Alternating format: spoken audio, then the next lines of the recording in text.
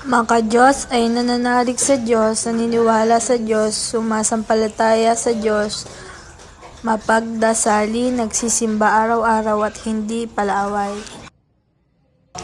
Maka-Diyos sa isang regalo para sa Panginoon, dahil alam niyang mahalaga ka sa Kanya at ikaw din ay pinapahalagan niya. Sa pagiging maka-Diyos, ang halimbawa ng mga ito ang taong malapit at kilala ang Panginoon bilang tagapagligtas at hinirang na nagmamahal sa ating lahat. Makatao tumutukoy sa ugali o gawain na nagpapakita ng malasakit, pagpapahalaga at pagtataguyod sa kagalingan at dignidad ng bawat tao. Makakalikasan.